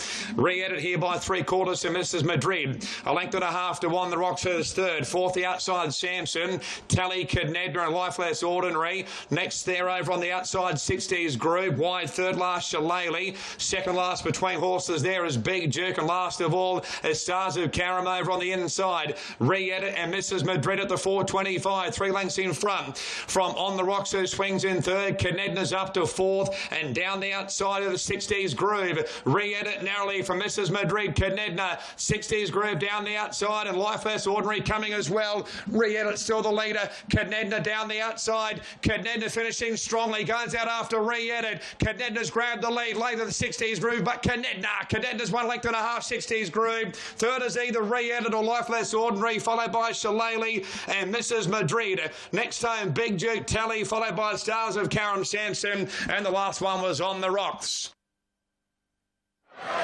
A mare in form, Canedna, wins a Group 2 on the back of 2 Group 1s. Clearly, a length and a half on the line. 60s Groove couldn't beat her the other day, couldn't beat her today. And Duff Re-Edit just confirmed that she would have run a race in the Oaks. She's run 3rd in front of Life Less Ordinary at Weight for Age. Yeah, she has. Tomorrow at 9 a.m, wrapping up all of today's Doom and Action, and also the race meeting from Rosehill as well. Stakes, Canedna. Just keeps winning. Just keeps winning. Yeah, what a marvellous job she's done, Bern. She's she keeps getting the job done. She's tough, she's hard, she's fit, and she just keeps delivering. She just turns up every time she steps out, doesn't she? Yep, she does, and she savages the line well. He rides her well, John. 60s Groove, I'd say his races next time. He's ready to peak up for the. I don't know if he backs him up in the Brisbane Cup. I'd say that's likely. That's the best option for him. I think this might be the one that got away here, this 3rd filly. I reckon she would have won the Oaks. I was hot on her, and she confirmed that she was ready to go with that run. She made a few runs in that race. She's only a baby, and she made some hard heads really work for their money there, Re-Edit, and I don't know what's left for her now. Madrid was quite good at that Yeah, she was good as well. Those couple of 3-year-old fillies who you just thought, OK, afterthought. And Shillelagh, I don't think Shillelagh has. Well, she still was finishing off. I just don't think that desire is there with her. You might be right, but the 2200 was always going to be a query. She's had a lot of goes at 2000 and fallen short, and that was just. Although they didn't go hard, I think she's better fresh at a mile 18. 2 Queensland Guineas. We're riding there with Bahuta Kawa, who didn't have a lot of luck last time out. Colding, unbeaten as a gelding, though, your top pick, Brass. Yeah, Colding taking on Black Type for the first time, but he's always demonstrated the potential to measure up in a race like this. And J-Mac, the all-conquering J-Mac, he's got the wind in the sails again, the Savo. We're right to run. Gates open, racing, Baccarat Baby out wide, and Starkers both began well. Leonardo da Vinci is handy, likewise Vigor winner. There's Outrageous going forward on the outside with Pohu Takawa poking through, followed by Ringa Ding Ding, Colding Zutori, Kilnamara. Just in behind those Junipel, followed by Seabrook, and second last Ocean Waves. Last of it, an Ocean Waves on the outside, last of all about 10 to 12 lengths off the leader. At the 800 metres marker, it's Agassi by 3/4 to Outrageous on the outside of Starkers, and fourth is Baccarat Baby.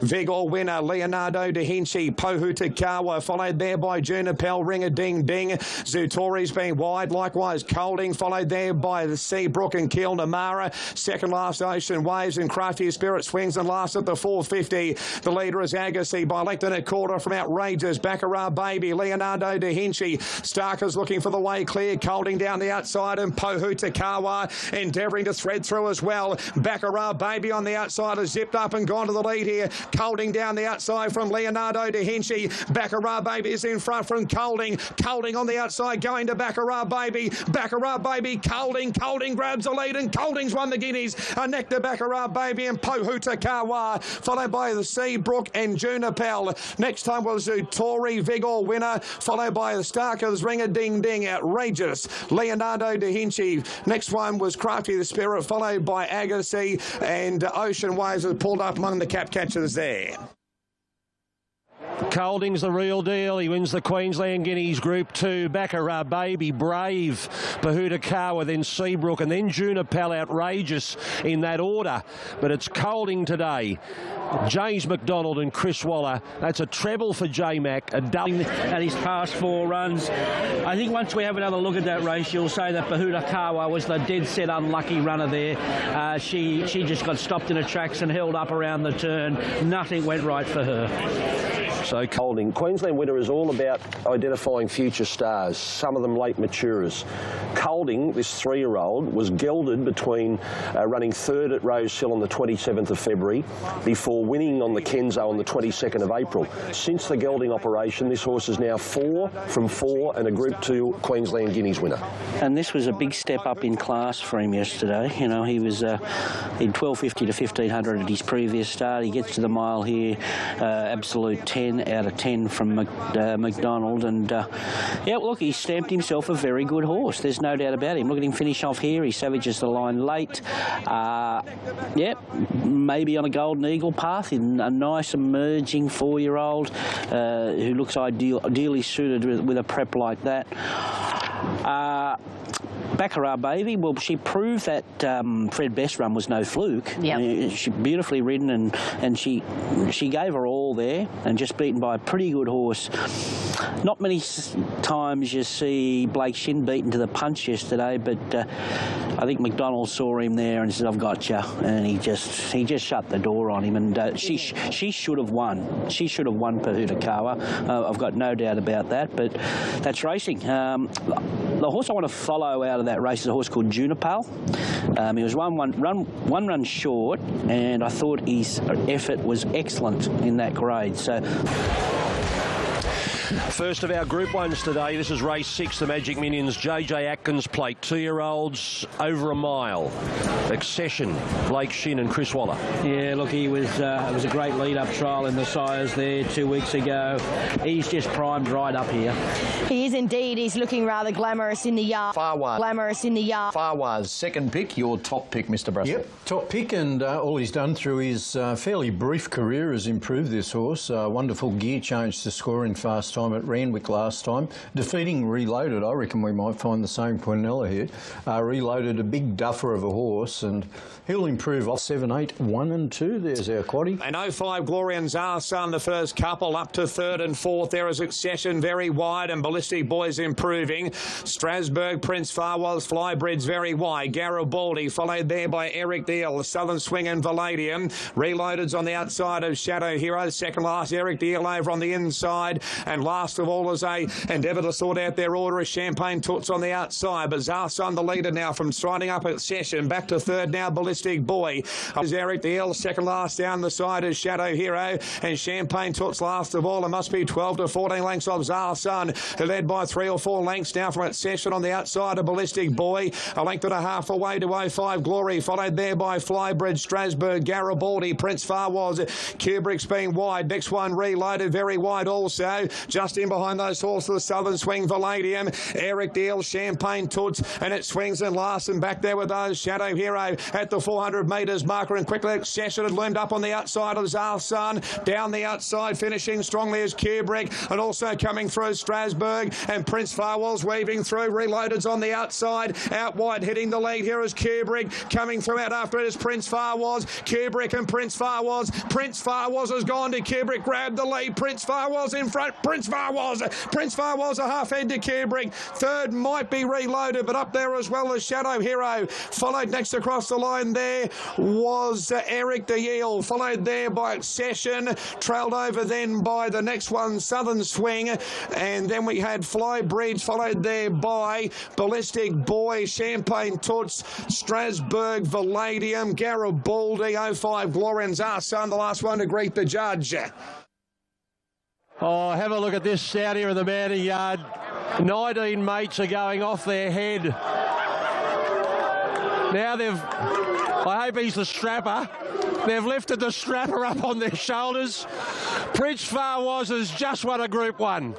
Well done, Anthony Cummings. Well done, Karen McAvoy.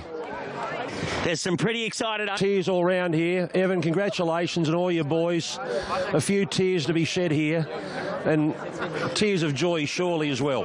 Oh, of course. What he's done in such a short time is outstanding. Nice to see him take up some sort of a position midfield. Karen really kept his cool, because it was very awkward there for a while. And, you know, he kept his cool and kept his balance, and he was just a little bit too strong here. How good was this horse, Kubrick? You know, I know the winner deserves a lot of praise because he's a very talented horse, but Kubrick, he's only had 2 starts leading into this, 1,000, a 1,200, 3 wide, no cover the whole way. You could even make a case to say that he could have nearly won that race. The Reloaded, I just think he lacks the experience yet. He's inexperienced, that horse, and yeah, I think it's all ahead for him. And we can pick out other horses in this race. That's Shadow Hero. I know Prince Fawaz we're thinking is a Derby horse, but if it's not a Derby horse, I'm not here. I'm not here. He really worked the line like a really, really strong stayer, as did Eric the Earl. He's a sneaky one. Worthy winner too, I'd say. He's a really nice horse. You know, as with a lot of horses this time of their life, you know, there's so much more to come, and great that he can sort of tick that box as a Group 1 winner this early. Our plan disappeared about 4 steps in, and in trouble last time, but he regathered and was able to go from a standing start this time and still get in front. Well, first time I started on him, and obviously he's... One is approaching. It's the Channel 7 Queensland Derby over 2,400 metres. It's a Group 1 and it's worth $600,000 off the back of Prince Mr. Quickie for Philip Stokes and Johnny Allen. Yeah, he's getting in very short now. Look, he's won 8 from 12. I can't fault his appearance, and just has to bring his form to the table one more time, and hard to beat. Yeah, I love what I see. Broke Day is the race before, the biggest one of them all. The Queensland Derby over the 2,400 metres, and it's 3.5 minutes away. Best bet of the day time for you, Mr. Brassel, and in form Nobu. He is in form. He's progressive, and like the fact he's beaten his elders there at his past couple of starts. Tempo's been very solid in those races. He's all stayer, this fella. So we've got him on top. Tommy Berry steering. Numbers are 6, 2, 12 and 17. So Mr. Quickie back off about a month away from the scene. I'm not too sure how to interpret that, but the class... Racing in the Derby, and Mr. Quickie didn't begin all that well. Got a bit rough early there. Declares War Savio, particularly Savio, got into some strife. Going forward, Sharanda, and also Re-Edit, and Homemade going forward. Now very wide striding right up there is Trusty Lad. He's in front now, Trusty Lad, by a length and a half from Homemade. Re-Edit's handy, likewise Declares War. Mahas Angel going forward on the outside of Sharanda. Fun Fact over on the inside. Lord Arthur Cariff and Vow and Declare very wide. Mr. Quickie's over on the inside about midfield, followed by next one there, Grand Bouquet. Amanda Matches 3 wide up. Bouquet, Amanda Match out 3 wide, followed there by Savio, who's over on the inside of Nobu, a length and a half. Alifra's back second last, and Stars of Karen still last of all. So Trusty Lad by a length and a half from Mahas Angel second. 3 lengths away, third is Homemade, followed there by next is Re-Edit on the outside of Declares War. A length and a half, Fun Fact in Cariff on the outside, creeping forward very wide as Vow and Declare. Even deeper as Stars of Karen going forward. Mr. Quickie shuffle back over on the inside of Sharanda as they wend their way down the side. Lord Arthur very wide, followed by Grand Bouquet. Nobu taking off as well. Not a single sense over on the inside of Savio, who's back about third last there. Very wide to lift for a second last. And Amanda Matches drop right out about 6 lengths away last of all at the 425. Charge of the Light Brigade in the Derby. Trusty Lad, Mahas Angel, also Homemade, Re-Edit, and now Cariff on the outside. Mr. Quickie's coming through the field as well. Oh, there's a fall. Lord Arthur fell. Lord Arthur fell back in the field, but Mr. Quickie has hit the lead in the Derby. Vow and Declares out after Mr. Quickie. Cariff, Nobu, and Alifras on the outside, but Mr. Quickie is still the leader from Vow and Declare. He's running out Mr. Quickie, but he's in front, and Mr. Quickie's won the Derby by a length on the line to Vow and Declare. Alifras ran third, and fourth was Nobu, followed by Cariff, not a single cent. Next time Re-Edit, followed there by Fun Fact, Savio, Grand Bouquet, Declares War, Trusty Lad, Homemade, followed by Mahas Angel, Stars of Karen, Sharanda. The last one to complete the course was Amanda Match, and unfortunately the other one has broken down and fallen back in the field. Lord Arthur. Lord Arthur has fallen with Corey Brown on board down at the 350 metre mark, and what a ride, John Allen in the Derby. Yes, Mr. Quickie has won the Derby. I'm going to be Higgins Racing Syndications, Peter Moody in the ownership, Rosemont Stud. It was an excellent win by Mr. Quickie, who was heavily backed. Best back runner of the day. Like I think in the morning it was $5, and we get to race in time, and it's $2.90 or something. Little scary moment at the start where he was slower, squeezed out at the start again, but after that he travelled well. He just had to push into the clear. And what a carnival Johnny Allen's had here as well. He's done a fantastic job, this horse. He's 9 from 13 now, and it's very hard to do with a staying horse, and he gets the job done. Nice horse, this second horse, Vow and Declare. He's a good sort, and he peaked on the right day, just run into the wrong horse. She's terrific again there, Alifras. Nobu loomed up and just has probably come to the end of his preparation, but good horse, the winner. He'll probably go to the paddock now and come back and looking forward to him in the spring. There's got to be something for him, and he's training the house down, Phillip Stokes. He certainly is. You know, like he went to Adelaide, we travelled him back. You know, we've done a lot of work doing the right-handed direction at home. We've got great facilities. We're very lucky. Obviously, he goes for a break. We'll leave him up here in Queensland for a month in the warmer weather. Who knows? Like, he could be a horse that could run in a Caulfield Cup. You know, the sky's the limit. Yeah, just in barrier 3, I thought we might sit a bit closer, but just stepped a little slowly again. But look, he relaxed beautifully on the fence. We were back a bit, but all was travelling well and taking a few tight caps when we needed him. But look, he was always going well, and when we get out in the open, he really picking up. He even wandered around a bit in the straight, but too good for him. Yeah, and look, he's got a great turn of foot too. Look, he was a bit unlucky in the Australian Derby, and luckily enough, Phillip and the owners stuck by me and left me on him for today, and great to be able to pay them back. Yeah, look, he never runs a bad race. The beaten jockey's now behind Johnny Allen. Yeah, he's very gallant in defeat. You know, we didn't have the easiest of runs from the wide gates. Was able to get a little breather on the bend, but you know, the winner just had a much softer run from a good draw. But it was a great battle down the straight, and as I said, very, very brave in defeat. Brendan Abdallah, who rode Oleferous. Yeah, she went terrific. I just rode a cold today for one run at him, and thought she was the winner. But just when that fall happened, just hope Brandy's right, because it took the wind out of me. But just hope the riders are right. Tommy Berry rode No Boo. Yeah, he ran well. He just got a little bit too far out of his ground where he was, but he picked up well in the straight. 45, we believe. Jockeys were coming out, but then they sent the horses back, and jockeys went back to the room, still clearing the track where Lord Arthur broke down. Just on Corey Brown, he is here, the Bostonian at 7.50 alongside Trekking, Tie Zone and Pretty in Pink are close up, and Biridine's there as a $9 chance. And Mr. Brassel, let's just get your numbers out quickly, because importantly, Tie Zone is your best value bet of the day. Thought so, yes. Nice little weight drop off. Scintillating win last time out, I think 1,400 metres. Right now. Good line, racing into Stradbroke, and away Sweaty there was Deploy. The Bostonian missed the start, is last early. Going forward is I'm a Ripper, Erithea. They are now the first couple. Deploy is handy, likewise Dispatch and Man Booker, Home of the Brave, both going forward as well. Followed there by Dollar for Dollar, Endless Drama. Next one there over on the inside, Pretty in Pink, a length and a half to Trekking, followed by the Bostonian. Tie Zones on the outside, followed by Viridine, Encryption, Widgie, Turf Sprite, and Tom Melbourne on the outside. Last of all, about 10 to 12 lengths off I'm a Ripper, who led the way from Home of the Brave. Third, the inside is Erithea. Going forward as Man Booker. Deployed the next one, followed there by Dollar for Dollar and Dispatch, Endless Drama.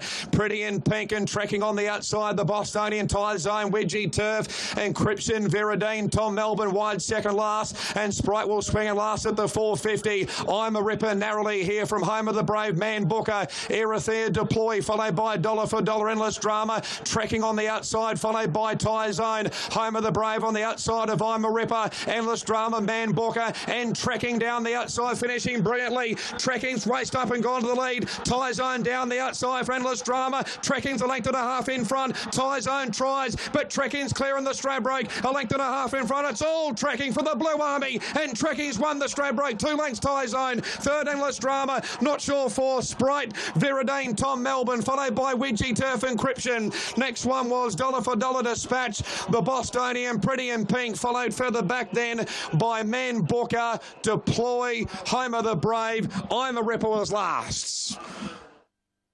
Trekking, James Cummings and Kerra McAvoy have won the Stradbroke. Godolphin get their second, and James Cummings gets his first. They're getting set at Randwick. We'll come back and tell you more about the Stradbroke.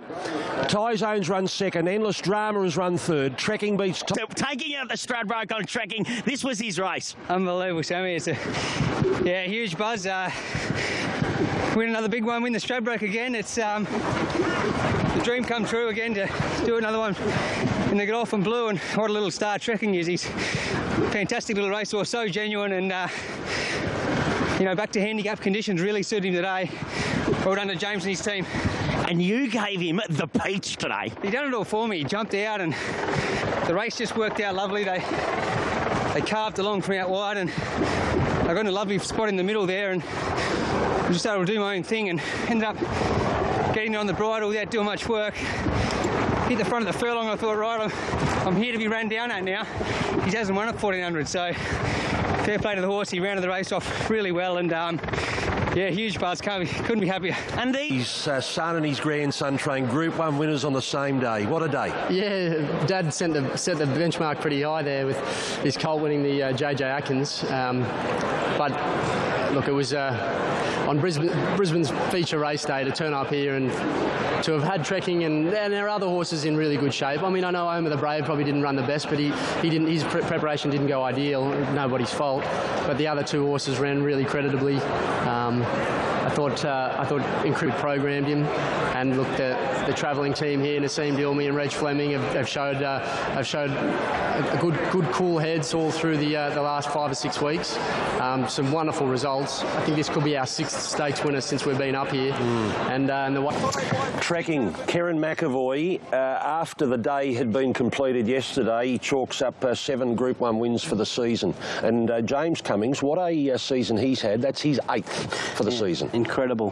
They've both had and they're placing, James is just placing these horses to peak on the right day. He's still got youth on his side, James, but he's a star trainer. There's no doubt about him. He's got a good team around him. Nassim's been up with that horse all the time and rides him all his work, and he's had confidence in him all the way through. And that was painless if you were on him. He just slotted in there midfield, uninterrupted passage, and always had them covered. He's been a terrific money spinner, that tie zone, hasn't he? Fabulous. I mean, he picks up $270,000 for running second. Queensland only had 2 representatives in the race, and for him to run second, and especially when he had that doubtful 1400-metre form, I think he ticked that box certainly in a Group 1 yesterday.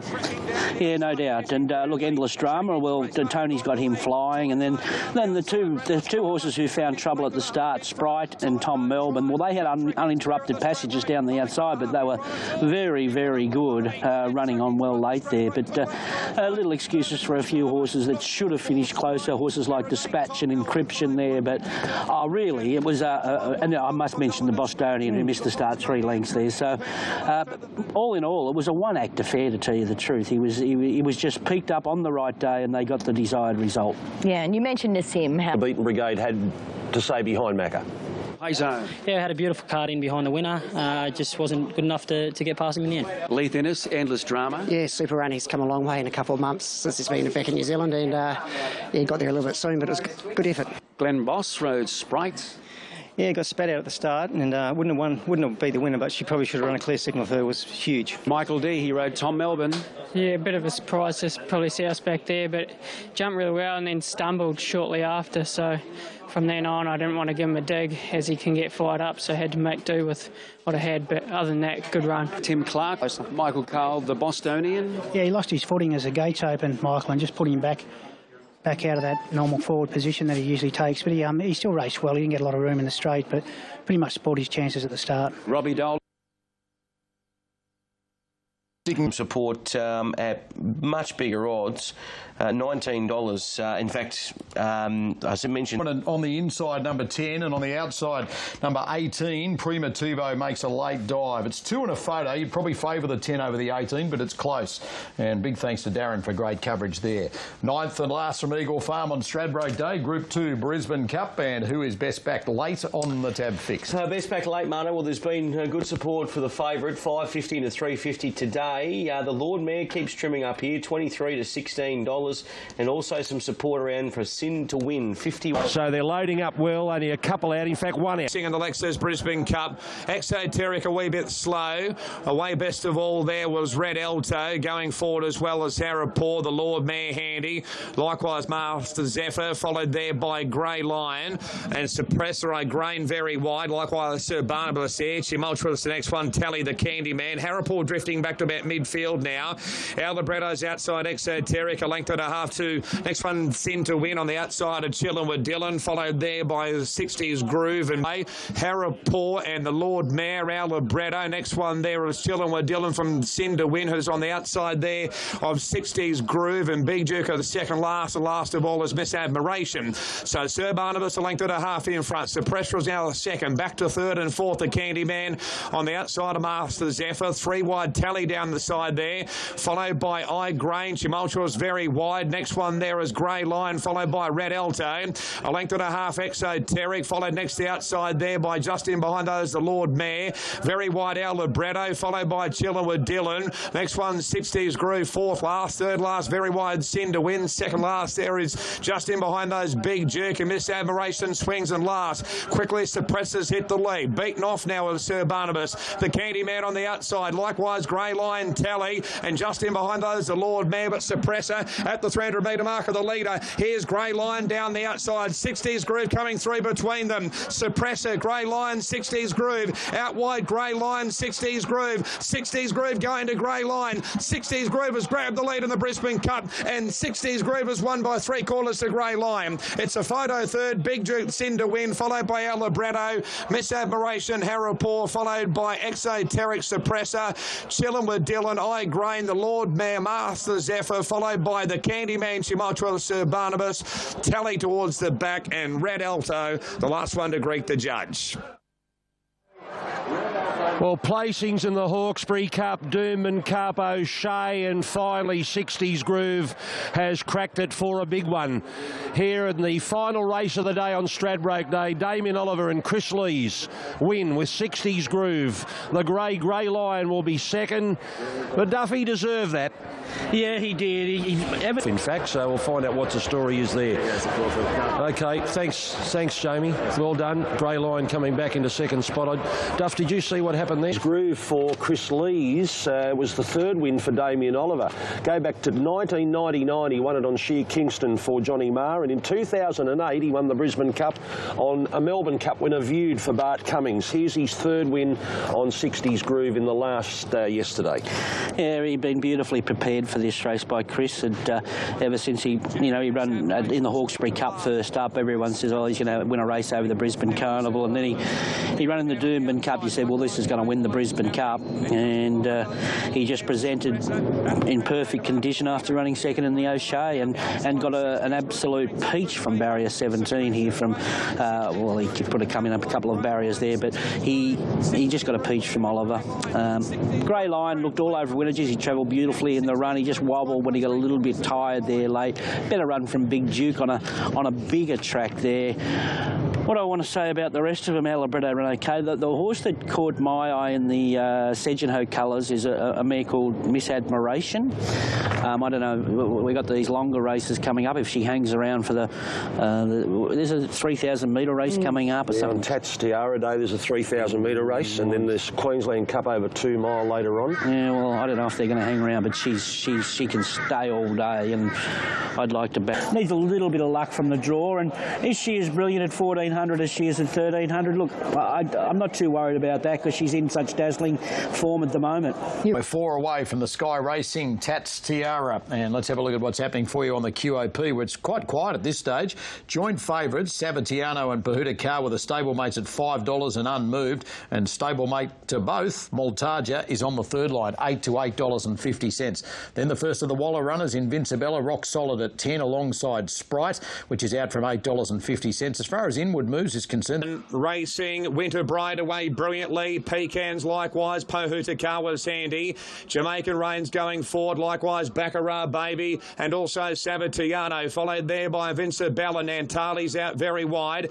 Pahuta Car drifting back now. Oregon's Days very wide. Siren's Fury, followed there by Maltaja, Sprite, Noir. Just in behind those horses, second last over on the inside, Princess Posh. Egg Tart's a long way back on the outside. Noir got into a lot of trouble there. Has gone back to last of all, being passed there by Eckstein over on the inside of the 750. Irithia's now the leader from Sabatiano. Baccarat Baby, Jamaican Rain, Winter Bride, followed there by Invincibella. Outback Barbies over on the inside as they swing down to the 600 metres marker. Pecans, Oregon's Day, Nantali, Pahuta Car, Siren's Fury, followed there by Princess Posh. Egg Tart's a long way back, very wide. Maltaja likewise, and Noir swings and last at the 400 metres marker. Irathea and Sabatiana on the outside. Baccarat Baby, Jamaica Raid, Invincibella and Pohu Takawa down the outside. Sabatiana is the leader. Pohu Takawa, Invincibella. Pohu Takawa, Invincibella. Invincibella the inside. Pohu Takawa. Sabatiana trying to come back. Invincibella, Pohu Takawa. Invincibella's in front. Invincibella defeats Pohu Takawa. Third goes through Sabatiano. I'm not sure fourth. Oregon's Day, Nantali, Jamaican Rain, followed by Eckstein, Princess Posh, Sprite Noir, Outback Barbie, Baccarat Baby, Pecans, followed there by Winter Bride, Siren's Fury, Irathea, Multaja, and Egg Tart was the last one. A history-making Tattersalls Tiara on two fronts. That man on board, Jason Collett, has got that elusive Group 1, the race he dreamed of. It's his now. He's a Group 1 winning jockey. And Chris Waller has broken all records. His 18th Group 1 for the season. He was equal with TJ Smith coming into this race. Now he stands alone. 18 Group 1 wins for the season. 7 with Winks, 4 with the Autumn Sun. A couple with Very Elegant, and now this mare, Invincibella, after wins in a couple of Magic Millions, Group 2s, but finally a Group 1. The numbers are 118. Invincibella, are we going to go to the full replay? No, we're just going to go to the home turn. Okay, Invincibella nicely placed as they come up to the turn, and everyone was looking for the blue colours because they were the 3 favourites. Yeah, they were, and they didn't go. I don't think Irathea went out as hard as what we expected she'd go out. It was pretty even sectional, so she just perfectly ridden by Collett here, Invincibella. When you thought Pohu Takawa was coming together, but Pohu Takawa had to make a long sustained run, and we expected that considering that she was back from a mile. So look, she had a chance, but she was just outbobbed by a mare that just found her form, the perfect timing to put the blinkers on her. Chris Waller 2 starts back, and she's gone bang bang. She's a class act. Sabatiano just is not as brilliant at the 1400 as she is at the 12 and the 1100 metres there, Burn. There were some nice runs behind, but these two mares, or the filly and the mare, singled out here. Yeah, it was like the mother and her daughter, wasn't it? And you're right, it was just the fact that she had to sustain probably a 100-metre longer run than perhaps Invincibella did. And although she loomed, she looked out on her feet inside that last 100, yet on the line she came again. She's really gallant, isn't she? Yeah, my word, she is. A few just 100 metres there, Burn. And there were some nice runs behind, but these two mares, or the filly and the mare, singled out here. Yeah, it was like the mother and her daughter, wasn't it? And you're right, it was just the fact that she had to sustain probably a 100-metre longer run than perhaps Invincibella did. And although she loomed, she looked out on her feet inside that last 100, yet on the line she came again. She's really gallant, isn't she? Yeah, my word, she is. A few just look